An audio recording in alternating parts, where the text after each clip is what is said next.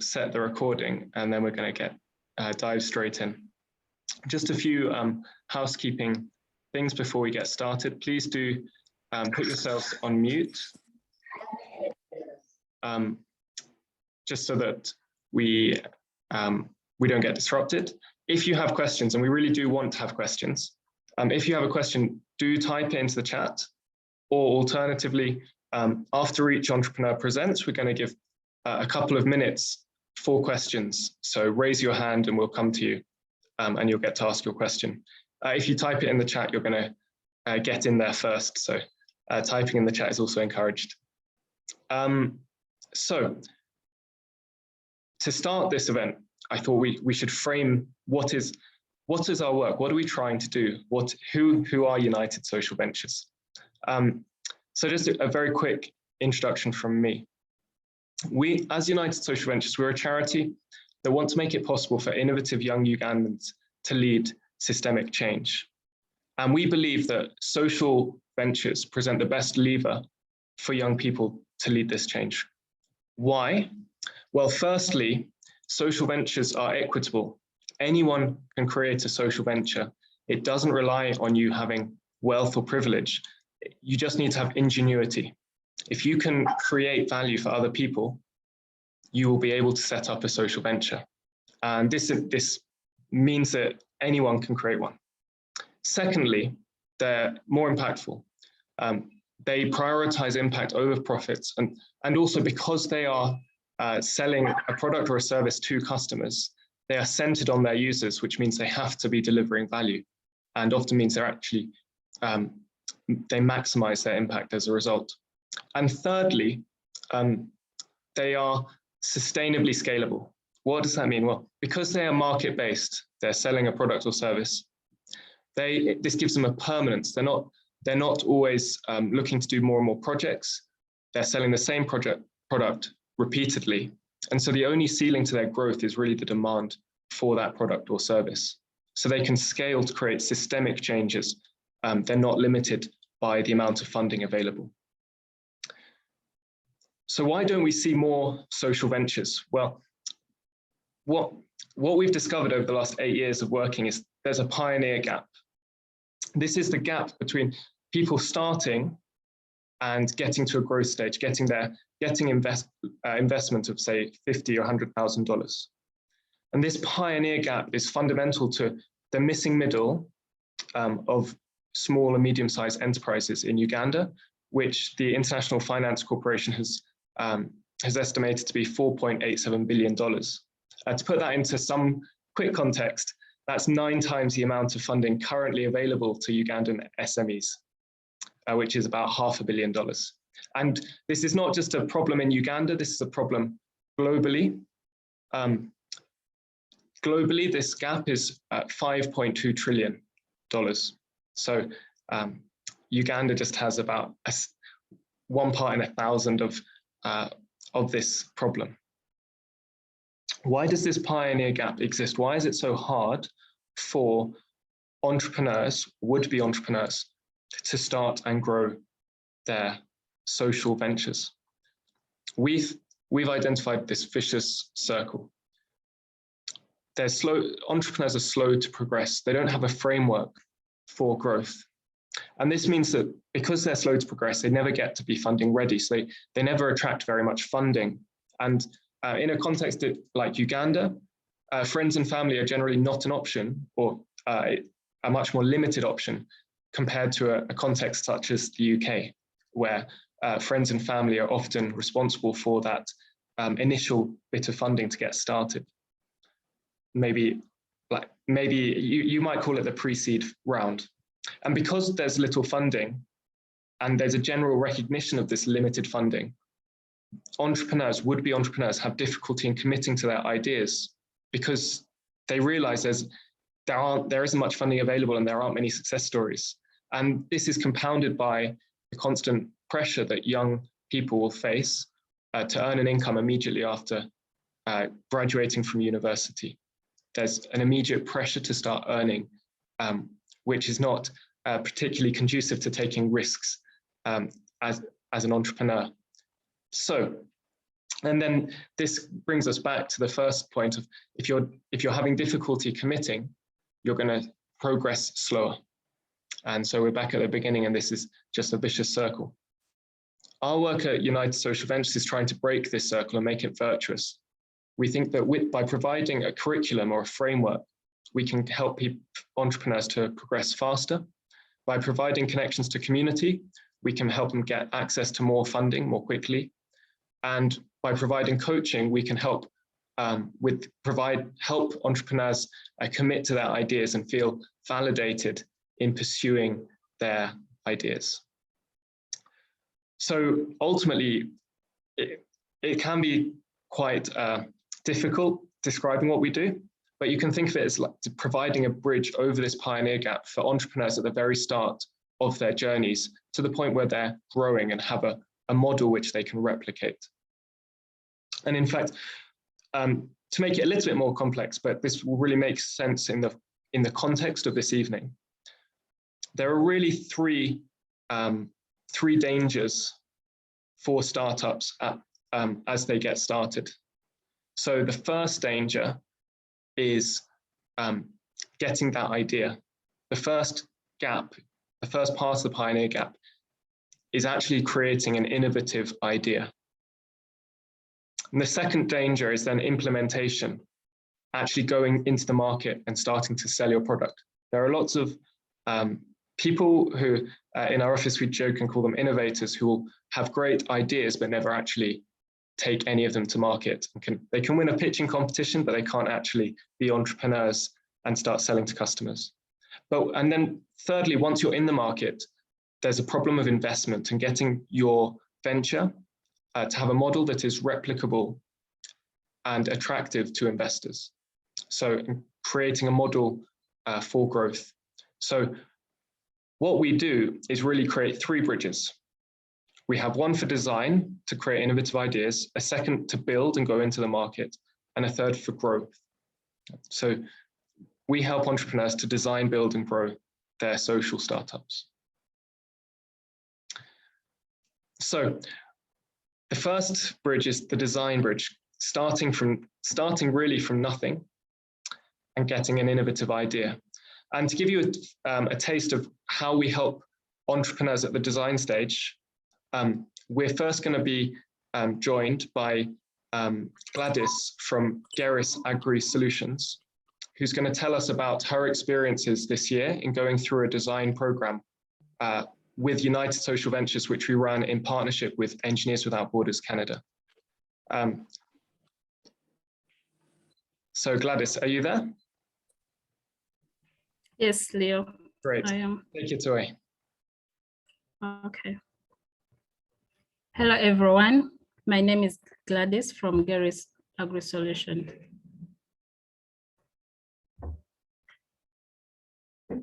A startup that was created in the Canada Africa Innovation Fellowship and was run by Engineers Without Borders Canada and United Social Ventures for 16 weeks from May to August this year. So during this fellowship for 15 weeks, we would have webinars twice a week, and then sometimes guest speakers to take us through a detailed understanding of our sustainable development goals. To start the fellowship, we were formed in 2 teams around the different SDG goals that we did aligned with. And for our team, we were actually formed on goal number 2, and that is zero hunger. So we started to frame our problem around it using how might we questions and to create a design challenge using online tools. For example, these tools were Kumo and then Jumbo to understand better. And on doing more research around the food security, along the food chain, we were zeroed down to aflatoxins, a key problem that we wanted to tackle. We went out to interview farmers, in particular the maize farmers, and their major challenge was on the storage condition for their grains to be able to store longer so they can reach the export market. Next slide, please. In picture, you can see Kenya sent back 150 trucks of maize. So early this year, that was in March, the government of Kenya, through the Agriculture and Food Authority, stopped the importation of maize from Uganda into Kenya. Why? This was because the maize had been contaminated by aflatoxins, and their levels were very high beyond safety measures. which explains part of the questions that we asked up there. How can Uganda be such a productive country, and yet the people are still hungry here? According to the Partnership for Aflatoxin Control in Africa, 25% of the food produced globally is affected by aflatoxins. When such food is actually consumed, healthy issues arise because these aflatoxins are known to cause cancer. What are aflatoxins, one may ask? Next slide, please.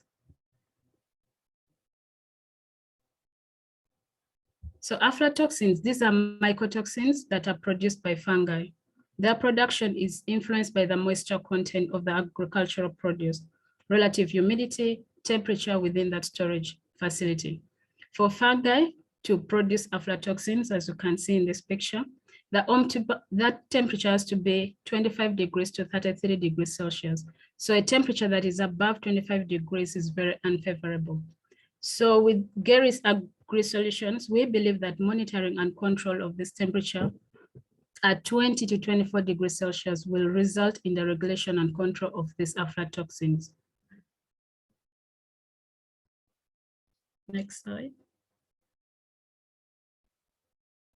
In picture, this is a prototype that we came up with after the 15 weeks. So how did we get to here? After the design challenge, we had to go out there and interview farmers to understand deeply. From the value chain, we did understand that there was a problem with aflatoxins. So after interviewing these farmers, we understood their storage techniques, and we came up with this idea of creating a sensor that would actually monitor the temperature of the storage facilities and can automatically turn on a fan, and then the temperature within the store can be regulated. That is if it's above 25 degrees Celsius. And it can as well alert by sending SMS through a mobile phone or SMS messaging. So by the end of the 15 weeks, we were able to come up with a small prototype. And since then, we have been able to further develop this prototype. So with me, I have the prototype here, the one that you can see in picture. Sorry.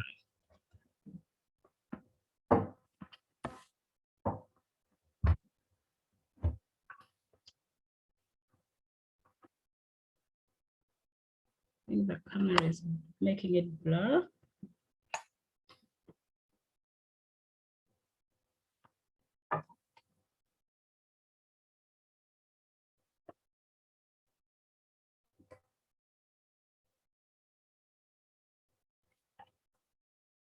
Okay, so if I turn on this sensor,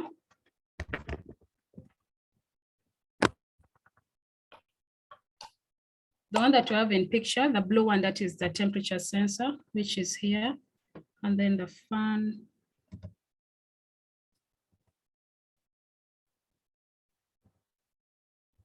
The fan is up here.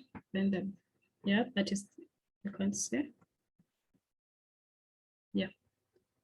So this is the fan. Yeah, that is the fan. This is the temperature sensor. So when we take the temperature to be above 25 degrees Celsius, then this fan can turn on. So I have hot water here with me, that is in a cup. It's steamed. So the fan is powered on because the temperature is above 25 degrees.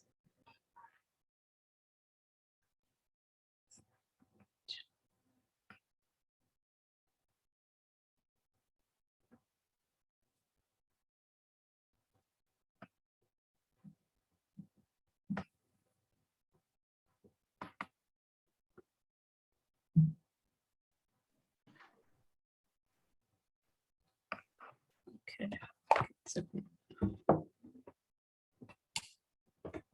As a result, we believe that this solution we can take to farmers and they will love it because they will be able to earn more money, whereby they can sell their crops with confidence and they can also be able to export. And they won't worry about their crops being spoiled. It will especially be like by farmers who want to do remote from their stores. So we have built this prototype and are now looking to start to get pre-orders in order to be able to build a product that we can start selling with better plastic casing. This is still wood for the prototype, but then we want to go further to make it into for market use, and as we work on the mobile app as well. I would like to acknowledge my teammate here, that is Isaac Biarugawa. He's actually a biotechnologist doing research on aflatoxins. Myself, I'm a recent graduate of computer science. The other colleagues are in Canada, and together we're working on the product development. Thank you, Leah. Thank you very much, Gladys. We have a couple of minutes for questions, so I'm going to open it up. Do feel free to type into the chat or raise your hand. Yes, Jill. Oh, hi. Thanks for that explanation, Gladys. That's fascinating. I don't know anything about growing maize, but I just wondered how big an area, storage area, can your wonderful gadgets operate in? Presumably, farmers have quite big storage places for their maize to keep dry, and so how does that impact on the size of what you're producing? Thank you for that question. So the ones that we are working on right now, we are considering a small to medium store. But then as we go along, we would like to do add more sensors. So we will have to do the survey and find out from the farmers how big their store is. Yeah. And to make sure that this is effective for them.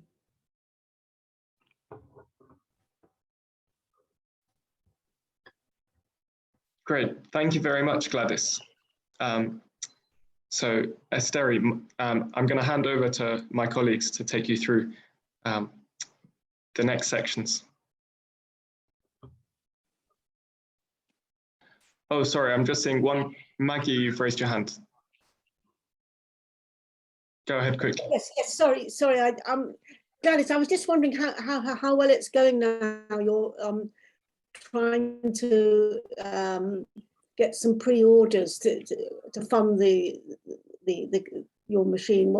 How's it going? So right now where we are still talking to the farmers so we can install these sensors within the stores. So right now where we are at the stage of getting the pre-orders so we can start making more. So we haven't yet taken as many orders as possible. So we are getting there. Are you getting a friendly response? Are people interested? Yes, they are. Great, good to know, thanks. Thank you, Maggie. Okay, thank you very much, Gladys. Esteri is going to take us through the next part. Thank you, Lynn. Hi, can everyone hear me? Yeah.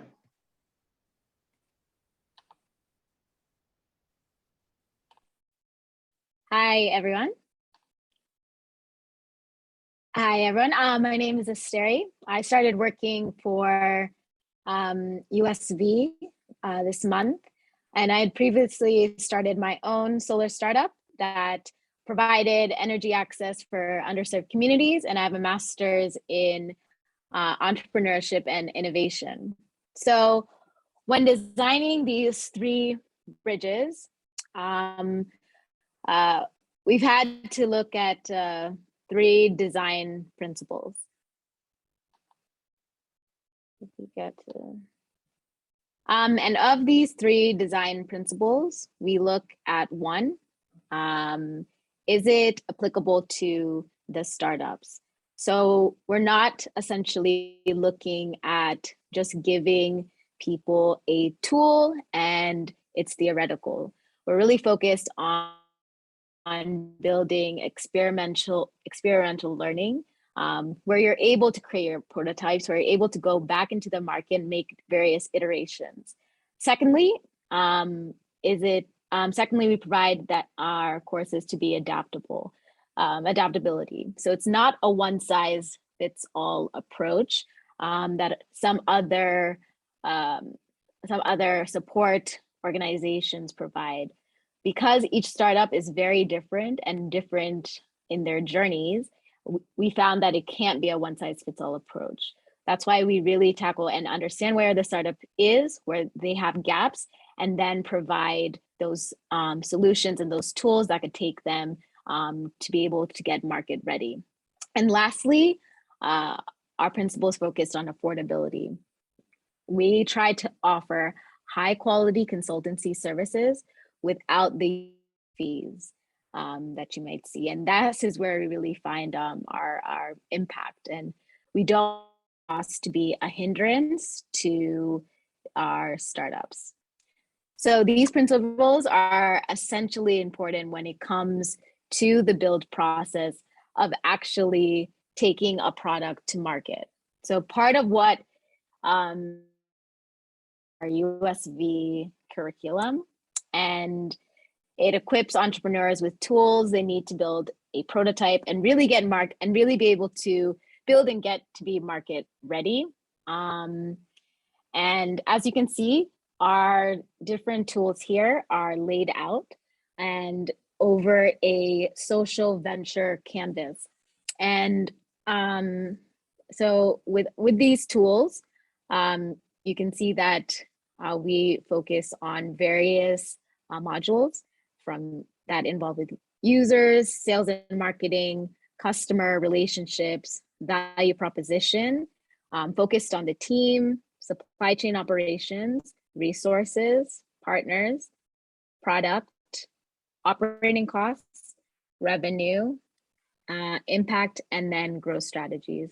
So each of those main kind of sectors, we lay on top of that modules that the startup can focus on and really get to be market ready.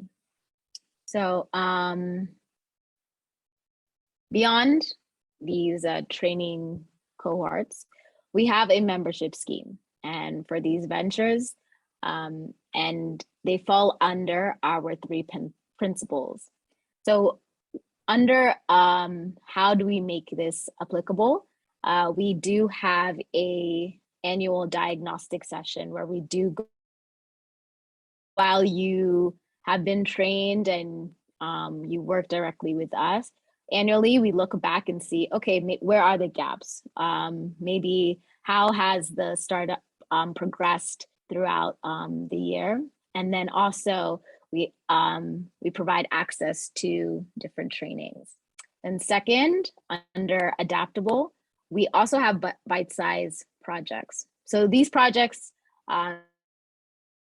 user segmentation, or it can be a startup that might not have the tools to create their financial models, and we help them provide that specific project. It can also be from how to create key performance indicators for your impact. And so there are various projects that we look through and see where there are gaps in the startups, and then provide them with those smaller projects. And then we also continue the relationship through a renewal every 2 years. Now, in terms of affordability, it's $15 for 2 years or free for alumni. And the projects that I had discussed under adaptable, they're usually under $150. And so, yeah, so looking at this membership, we're also going to take you through, once you do go through the membership, how you could even, what comes after that. But before that, we do have 2 ventures here who have gone, or who are now in the build phase, and that is Ffena Art Hub, which is a MasterCard, part of the MasterCard cohort, and MyLib, which is part of the NISP cohort. So we're going to allow Ffena Art Hub to discuss briefly about what they do and see how they have how they're positioned in the build stage. So I'll allow Ffena to go. Hello everyone. Omega Mirembe from Ffena Art Hub. Thank you so much for the opportunity to share with you today. Ffena Art Hub started in 2018 in a small hostel room. The hostel is called Jablani in Makerere University area. So while there, I was in my first year's holiday, going to second year, and I lacked tuition, and my father had denied me. I had saved some money before joining campus, so I had started, but then I didn't have money to continue with my school. And then my father denied me, couldn't help me out. I was just frustrated. And that's when I remembered I know how to make sandals. But of course, I didn't know that much. So I got a loan from my friend, a loan of 200,000 Uganda shillings. He gave me the loan and I promised to pay back in 1 month. Of course, I failed. But in the second month, I was able to pay back the loan. So I started making those shoes, and I'm so grateful to the people who bought them in the first place because they were really not good, but they bought them and I took their feedback always positively and serious. They'll tell me about my shoes. The shoes are not good enough. The shoes are not nice. Something is missing about the finishing. And I always welcomed their comments and took it into consideration. I was able to improve my sandals. So while there, we realized that there are many other people who really want the opportunity to join school, because for me, it had helped me.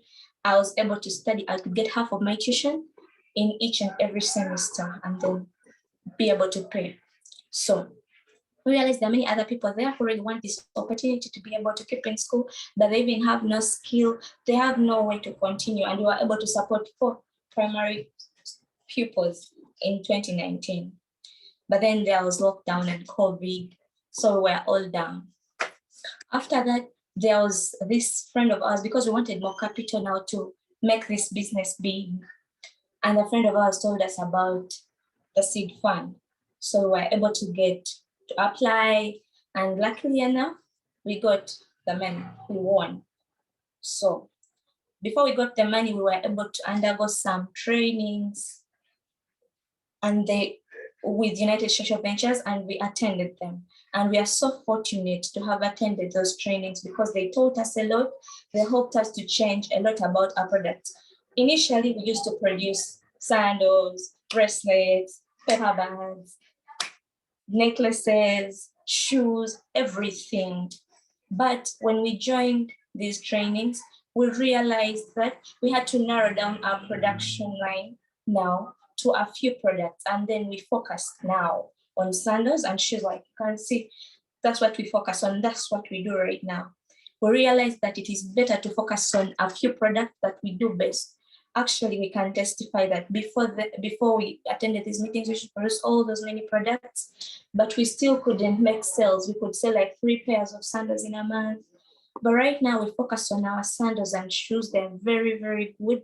And right now we can testify that before the end of this November, we've been here for like this 1 month, and we've sold over 30 pairs of sandals. So we testify that right now they attract people to buy them. People just look at them and they call upon a price over them, so they buy them. Then we also realized that we were being impact-based, like we were focusing on the impact of helping society when we couldn't even help them because we couldn't even make the sales to support them. So on focusing on the product so much, the product is able to sell and we're able to employ more people. Right now, Ffena Art Hub employs 3 people full-time working in the production line. And it is all because of the training that we were able to realize we need to improve our product and focus on that. So also from these trainings, we are able to realize we have to register now. Ffena Art Hub is registered with the Uganda Registered Service Bureau and even has that company account. So at least we appreciate now the importance of registration, and we didn't know about it then. We are able to use these marketing platforms. We used to have these trainings and hear other people share. So we know now how to market our product and make it known to the world. So that's why we are able now to change ourselves. It has been a COVID season, people were in lockdown. We are able to sell because the product is really good and able to call upon a price over it. So Ffena Art Hub has acquired even some machines, like I'm in the workshop. It is after work time. So Ffena Art Hub has been able to get some machines. So we do the production entirely here and people get their products. Now, before people would get their products later, we would tell you, come back after a week. But right now, someone can order product and we have it in 24 hours. And that is all because we've been able to train with United Social Ventures and now able to understand that we can improve the product and narrow down to a few products, but be able to produce something good and selling. Thank you so much. Thank you very much, Omega. I think we can go straight to MyLib, and then we'll combine the questions for both Ffena Art Hub and MyLib together. So Andy, would you like to go next?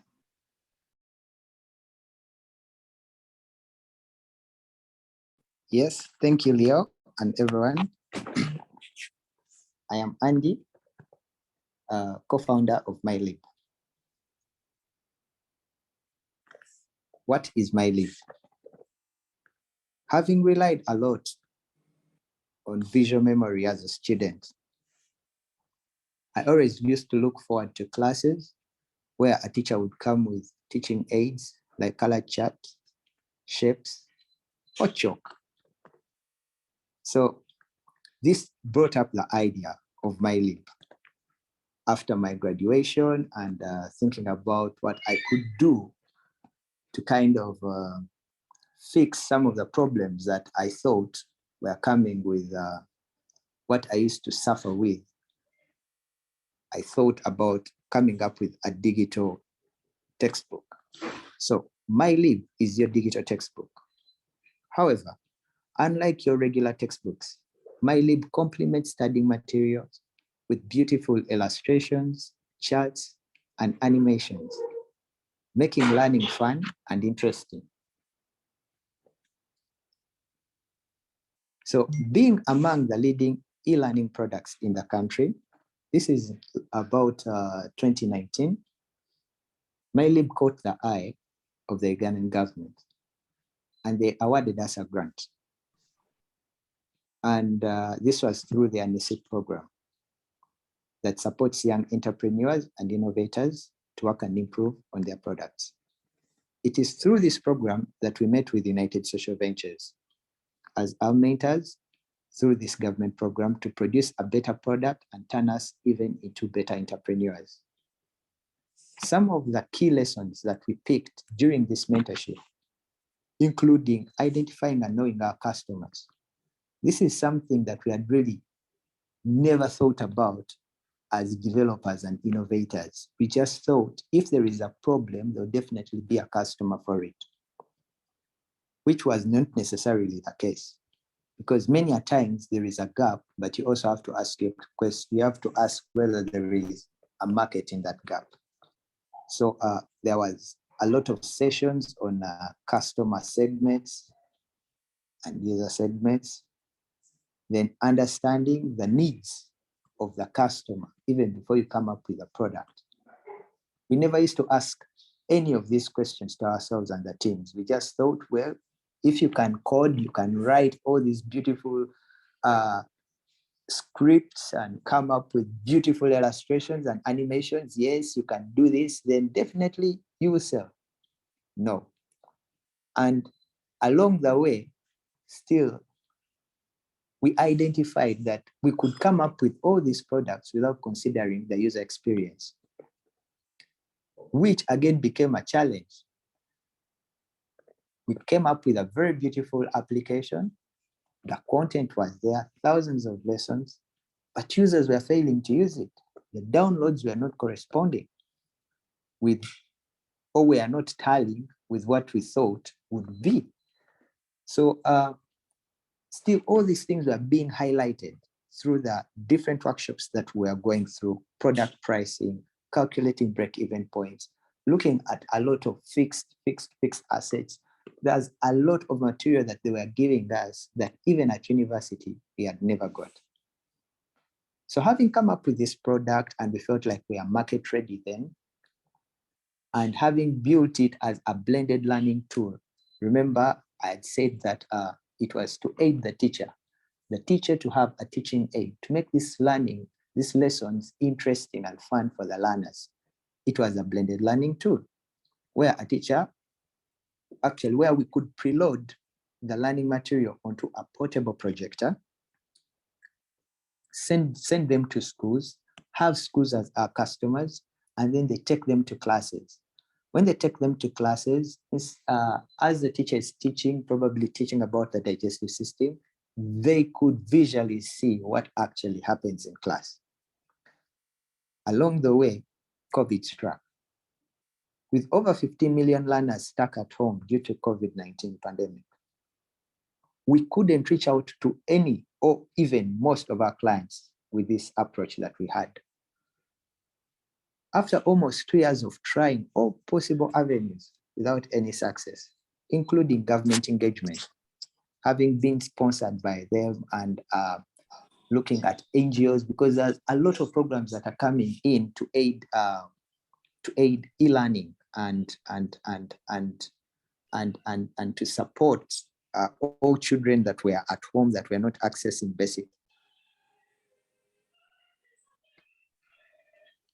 So United Social Ventures, having worked with them, they reached out to us still, trying to follow up on the different programs I think that they had mentored and how successful they were. So we also told them the challenges that we had gone through. So they advised that we should revise our approach and now focus more on the pupils as our primary users rather than looking at schools or government as the customers through which we can sell the product. Now that meant remodeling the application so that it is customized and improving the user experience, whereby it is mainly built for the user and family setting. So I wanted to show you a little bit of what we have done to date and the different improvements that we've done. And unfortunately, I haven't been in position to show you the previous app, but I'd be happy to share with you what we are having currently.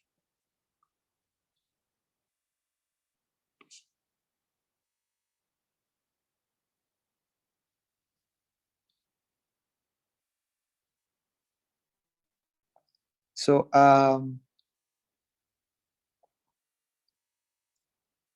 what we are seeing here is a welcome screen that when we are looking at probably new users and that have just come up to sign up with us, what would they get? Unlike before, we're just having content there whereby we're thinking teachers would be knowing exactly what and where to go. Now, with this new app, it's giving users a little bit of direction. You're welcome. You can start by doing this, giving them an inbuilt manual, because in some of the sessions that we're having in United Social Ventures, they were telling us user experience is key in promoting your product. So we went along to also showcase within our program general analytics, basic statistics of users, so that they can probably improve on their performances and whatever activity that they keep doing, so that they can be in position to even to improve and also learn. Unlike before, whereby these statistics were not appearing, users were just studying along, and we are thinking that it would be the teachers that would be manning this.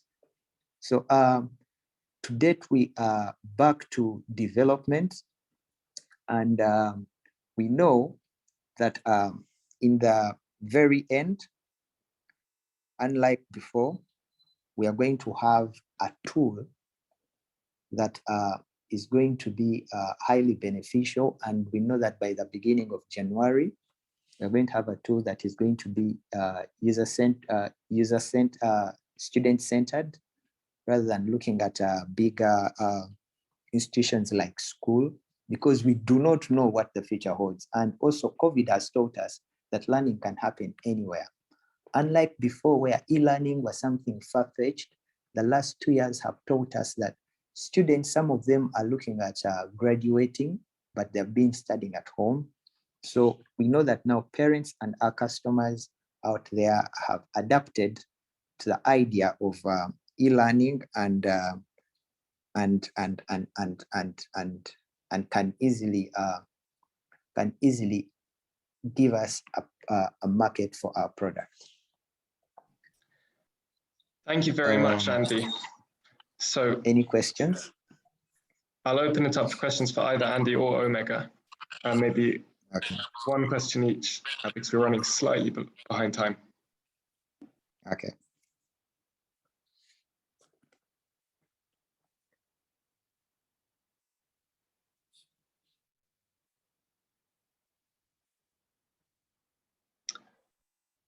I'm not seeing any hands at the moment, or anything in the chat. Yes, Jill.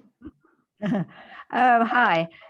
Andy, I was just wondering, can your app be used outside of Uganda as well as inside the country? Thank you, Jill.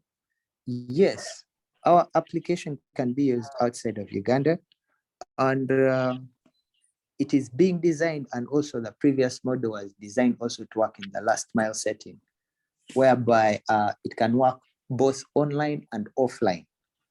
The learning material can be downloaded, and users can be in position to access it even when they are offline, implying that it can be accessible anywhere, everywhere. Yeah. Thank you. Yeah, that's great. And mobile phones are everywhere, I imagine, in the country. I mean, I wouldn't say everywhere, because but we can say majority. Majority. Yeah. And because we had built we had built it cross-platform, meaning it could work on the computer, it could work on the different smartphones that they're having, so that a user with a computer can still access learning, and also a user with a mobile phone. Yes. Great. Thank you.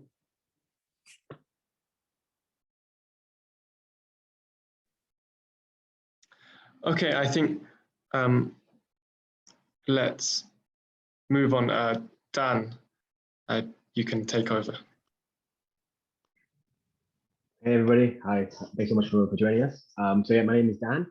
I joined the team at USV earlier this month as well. In terms of my background, so I have worked with different impact investing and entrepreneurship support organizations here in Uganda for the last 5 or so years. And recently I also started my own fintech startup looking to support financial health here in Uganda. So as Asteri and Leo took us through the different phases of our principles, we then move on to the grow phase. So at the grow phase, we find that the startups have much more complex and kind of deep needs, and require more intensive and more kind of focused coaching and consulting. So we looked at how do we provide support for ventures and startups at this stage, while still kind of making it applicable, affordable, and accessible. So next slide. So the way we do that is through our venture roadmap. So this can be thought of as kind of a bird's eye view of our bridge system. So you have the design, the build, and the grow, and then you have the different categories running down the left-hand side and the categories along the bottom. And we kind of use it to assess what the specific needs of the venture are, where they sit in this on this table, in order to kind of understand what would be the support we can offer, and where the need actually is. So the roadmap is a really useful way for us to kind of standardize our processes in order to make sure that we can offer still quality services whilst keeping our costs down by having that standardization.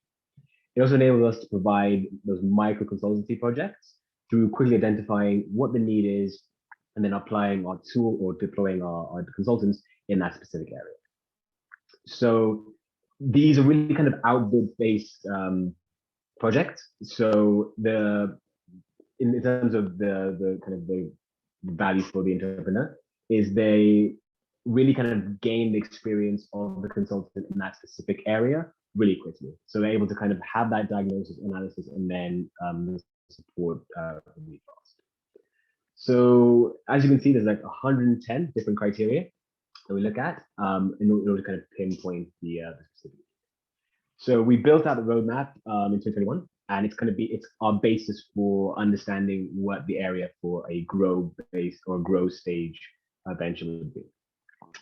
Which takes us on to our venture fellowship, which is our offering for startups who are really in that stage. They've been through the design, they've built a product, and they've kind of had that early market traction, and they're now looking to have that growth.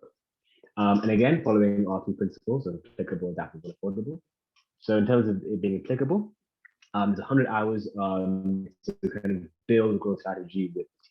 So a consultant will spend 100 hours with the startup to really design and implement different strategies, tests, and kind of verify assumptions, and also give them the tools and the policies and practices that they can use to enable their growth. It's adaptable because it's super in-depth, so they receive monthly support from the consultants, and it's really on the team schedule. So the team's able to decide when and how they want to use their time with consultants and really maximize the time reward. And then it's affordable. So we kind of structure it in 2 ways. It's either done through a £2,000 revenue funding share agreement with the startup, or a £1,000 upfront cost. So it really kind of works in that our success is tied to the startup's success. And so we're really kind of driven to provide that kind of maximum value to the startup in order to kind of make it make sense for both of us. And I think ventures which are kind of being to that growth phase, we really wanted to have that continuous engagement with them. We've been doing it on a more informal basis with startups which we had a lot of faith in terms of their growth. But now, because of such success and such kind of feedback, looking at how do we operationalize this and then kind of formalize it in a more kind of concrete way.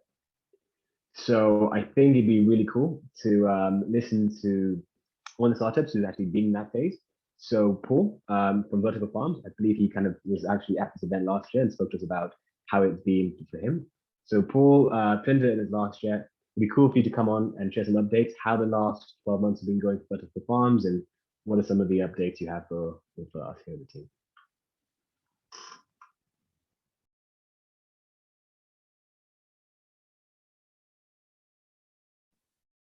Thank you.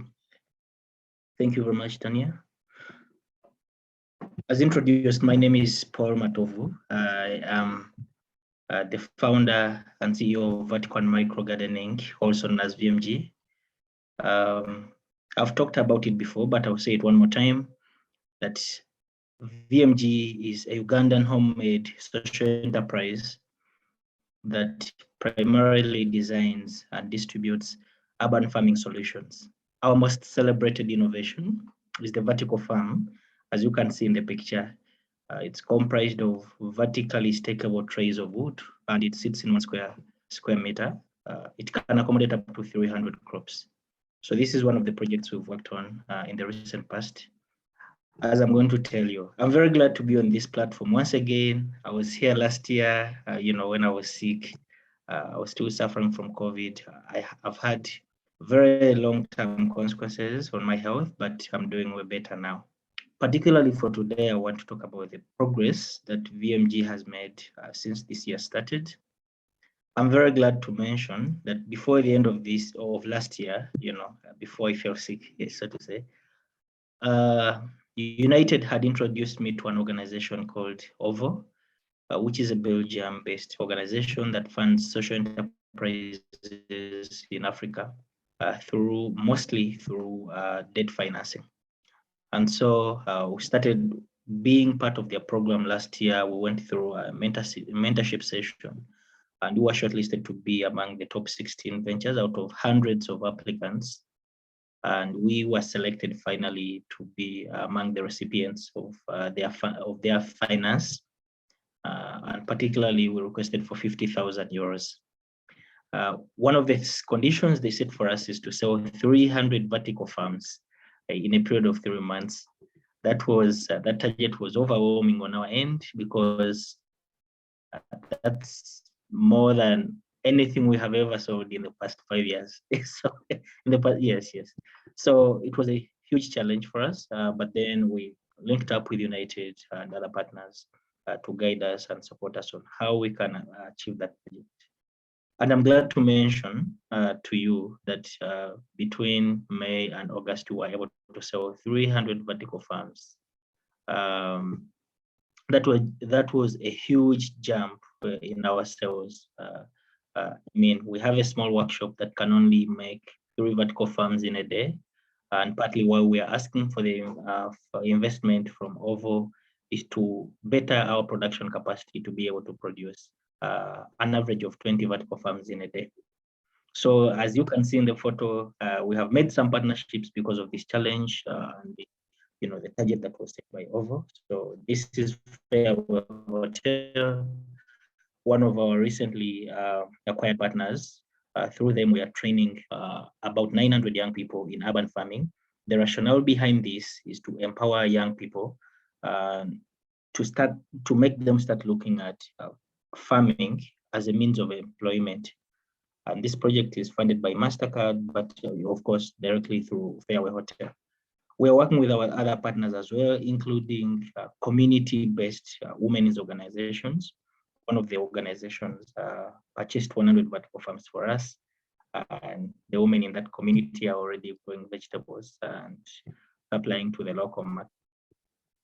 So as you can see, this year has been, it has kept us on our toes in terms of achieving sales targets, but there has been a dramatic change and increase in our revenue, in our sales, but also in our community impact. I would also like to mention that we launched a new product which is called, which is packaged soil. So currently we are selling packaged soil. Unlike the vertical farm, the packaged soil is more of a fast-moving product. We identified that there is a gap in the market. Urban farmers struggle so much to find soil to plant crops in their apartments or wherever they live. So now we do wholesale, so we sell to other distributors. And one of the partners we have is called Organics. It's a shop that particularly sells organic agricultural products. So there, as you can see, has been very fruitful for us, despite the impact of COVID on the business. For us, it has been more on a positive end. We have benefited a lot in terms of business.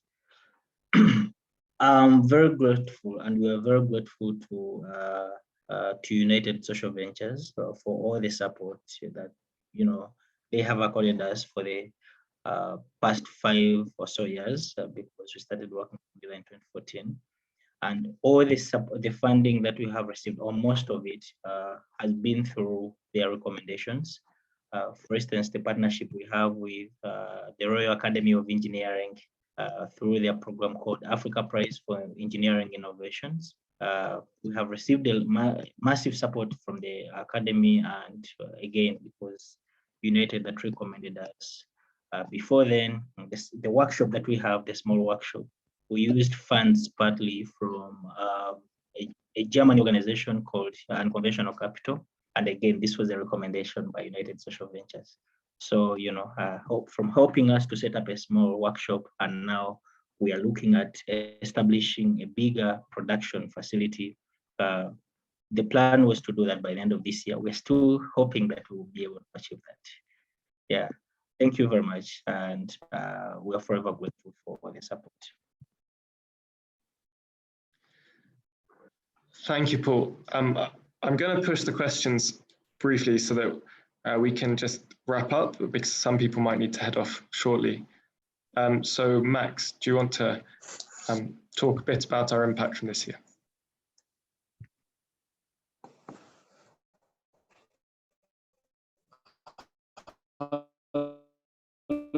Everyone.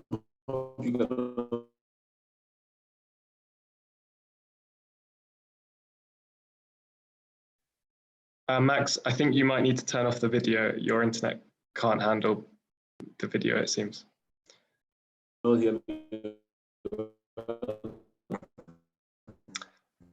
well, I guess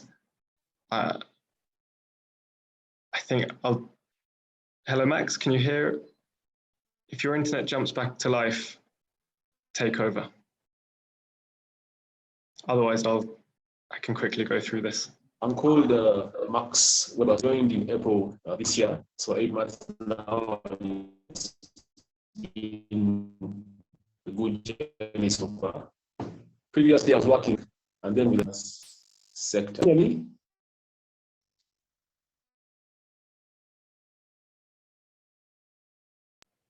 Hi, Max. I think turn off the video and it might work.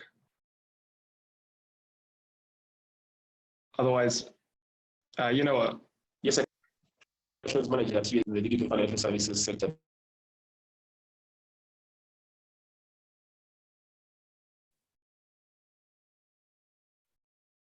Okay, we've lost Max. All right, I can take over. So in terms of our impact, besides some of the case studies of the ventures this evening, over the last year, we've built up our curriculum to have 34 modules. We've run over 100 webinars in 2021, so more than 2 webinars each week. And as a result of a series of workshops, 80% of ventures have said they have changed a lot. And as an organization, we've been growing. Our annual growth in income was 62% in 2020 to 21 compared to 19 to 20. And 40% of our income came through earned income through contracts, which helps to make sure that donations go further and make us more sustainable. And that proportion is hopefully going to continue to grow over time. And our ventures have raised over $875,000 in the last 2 years, which for you in the UK context of investment might sound like a very small amount, but in Uganda, there was a report out today saying Uganda as a country has received in 2021 $18 million of investment, looking at all the investments over $100,000. So to be involved in that amount of investment raised by ventures is actually quite significant. And in terms of the coaching, we've built out this methodology that Dan was introducing to us in 2021, which is really helping us to standardize our processes and improve our services to entrepreneurs. We have 150 venture members at the moment, and 100% would recommend us to others. Just to give some more examples from previous events that we've run. For instance, Akatale and Ugabrush both pitched last year. And since then, Akatale's revenue has been over $35,000 in the last 12 months, and Ugabrush have sold over 10,000 units despite the challenges of COVID. And then Innovex, who pitched at an event we ran 3 years ago in London, in Highgate, actually completed their Series A funding round this year and are valued at over $1 million. So in the future, we plan to build out how we integrate into the community of support for startups further. But basically, at the moment, we collaborate with expert institutions on particular modules within our curriculum. We take contracts from other hubs and universities and development partners, which helps to subsidize costs to entrepreneurs, and we can offer a lot of workshops for free. And then we connect ventures to funders like Paul mentioned, UNCAP and OVO. So ultimately, what we're trying to do is to create a bridge over that pioneer gap that's replicable to thousands of young social entrepreneurs. And this is where you can help us and have helped us in constructing this bridge, and where we come to you today with an ask around the crowdfunding campaign that has just launched this afternoon. So this year we're seeking to raise £8,000 from our 2021 Big Give crowdfunder. I'll put the link in the chat shortly. I know that when you go to the page, it will say that the target is £5,500, but actually we're targeting £8,000. So we're targeting to slightly beat that target that's on the Big Give. And here are a few reasons why we think that you should invest in us, or you should invest in USV. So firstly, our impact. We're already demonstrating that we're having really great impact with the entrepreneurs we're working with, but two further parts of the impact is we're creating a multiplier effect with each venture. Each venture that we work with goes on to serve customers and create positive impacts on those customers, whether it's helping people to earn money, make savings, improve their health, improve their education, like MyLib. There's a multiplier effect that is felt with each venture that we help to grow and cross that pioneer gap. And secondly, there's also a multiplier effect that's felt with each of your donations. In your donations in helping United to continue and get started is creates a multiplier effect each year that we continue to exist and grow.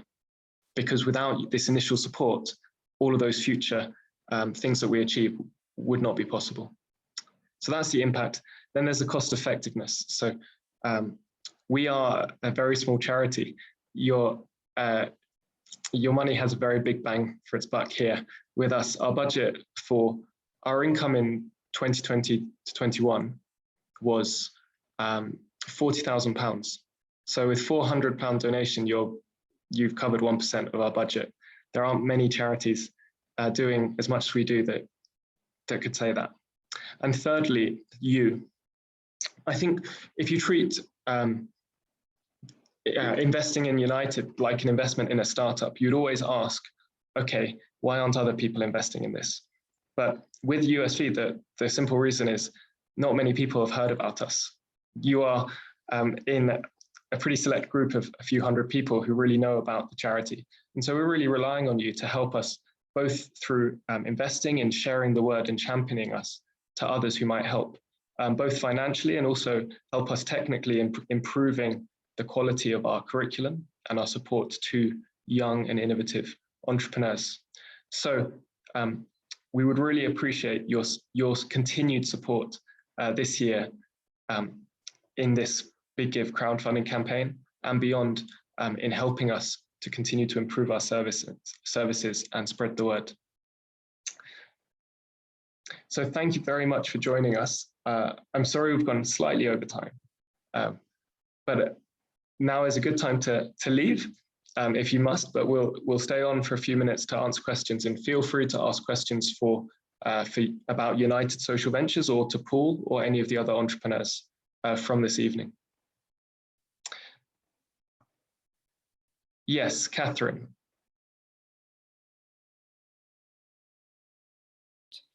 Good evening, everyone. So interesting to hear real stories. I always find that very moving and informative.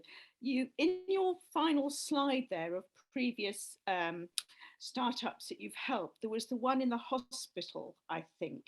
Can you remind me of the name of that one? So yes, was it Innovex? Remind me what that was, please. Innovex is a technology for solar companies that helps them to monitor and control the production and consumption of power on the battery. Right. So it was the batteries they needed. Didn't they need batteries in hospitals to keep them going? Am I making that up? Okay, yeah, that's the hospital connection. Sorry, I'd forgotten it completely. So one of their customer segments was hospitals, because in particular, hospitals can't allow the batteries to die. And if they're relying on solar power to generate that power, then they in particular need that to be monitored. So they in particular valued Innovex's technology. And a very rude question, or rather not a rude question, but a straightforward question. In the Big Give, if we give £100, does somebody match that? How does it work? Can you remind me? Yeah, very good. So the first £2,750 will be match funded by a partner of ours. So on the website, the target of 5,500 will all be match funded. We're hoping that we can go over that by another £2,500, which won't be match funded. Thank you. Good luck. Thank you very much, Catherine.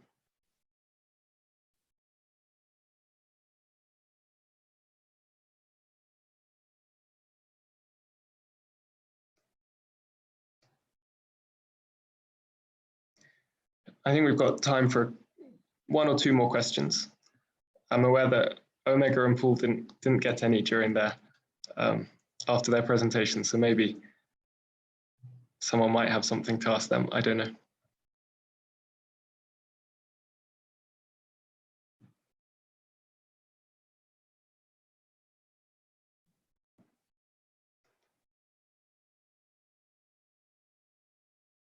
Otherwise, thank you very much, everyone, for joining today. Let me just quickly post that link to the Big Give in the chat.